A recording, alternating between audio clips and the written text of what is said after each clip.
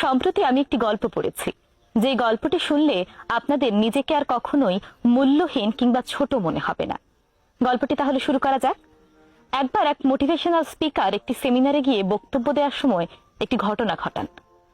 তিনি সেমিনারে গিয়ে বক্তব্য দেওয়ার আগে একটি 500 টাকার নোট বের করে সবাইকে দেখিয়ে বলেন, এই 500 টাকার নোটটা আপনারা কে কে নিতে চান? তখন সকলেই হাত তোলে। তারপর তিনি নোটটিকে নিজের হাতের মধ্যে নিয়ে একদম দুমড়ে মুচড়ে ফেলেন। তারপর তিনি আবারও 500 টাকার নোটটি উপরে তুলে বলেন, এইবার এই নোটটি কে কে নিতে চান? তখনও সকলেই হাত তোলে সেই নোটটি নেয়ার জন্য। এইবার তিনি সেই দুমড়ানো মুচড়ানো নোটটিকে পায়ের নিচে মারিয়ে বালি লাগিয়ে আবারও সবাইকে বললেন, এইবার কে নিতে চাও এই 500 টাকার নোট?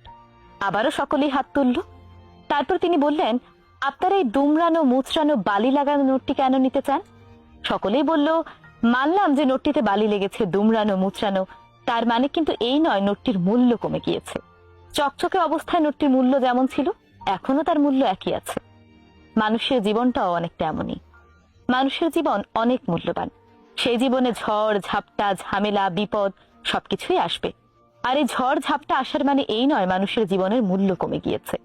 ঝড় ঝাপটা থাকার পরও আপনার জীবন অনেক মূল্যবান। আপনার কাজ হবে সেই জীবনে পরিশ্রম করে যাওয়া এবং চেষ্টা চালিয়ে যাওয়া। তাহলেই সেই মূল্যবান জীবনের সাফল্য আপনার সামনে এসে ধরা দেবে। আর যারা আপনাকে মূল্যায়ন করার, তারা ঠিকই আপনাকে মূল্যায়ন করবে।